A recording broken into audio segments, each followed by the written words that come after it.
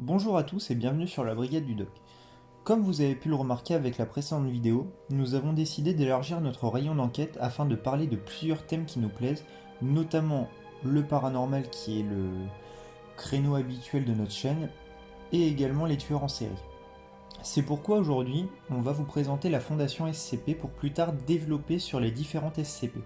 J'espère donc que vous êtes tous confortablement installés, éteignez votre lumière et découvrez avec nous un des mythes les plus célèbres d'Internet. La Fondation SCP a pour but le confinement d'entités, d'objets et de lieux pouvant nuire à la planète, voire même à l'univers.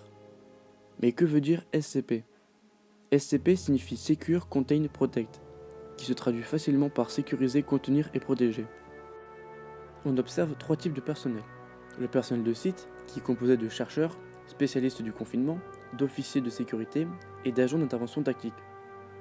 On observe également le personnel de terrain, qui eux comportent des agents de terrain et des forces d'intervention mobiles, et le dernier qui est l'administration, où se trouvent les directeurs de site et les membres du conseil O5.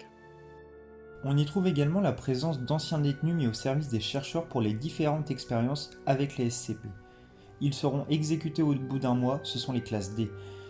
Les SCP sont divisés en différentes catégories qui sont au nombre de 3. La première est la classe Safe. Ce sont les SCP suffisamment comprises pour être confinés sans risque ou possédant des propriétés pouvant être déclenchées seulement intentionnellement.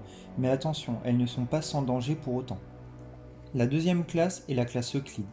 C'est une SCP imprévisible et peu étudiée pouvant causer un danger pour la population. La dernière et la plus dangereuse est la Keter. C'est une SCP provoquant une grave menace, elle est très peu connue et le confinement est délicat voire impossible, le but étant de la neutraliser ou même de la détruire.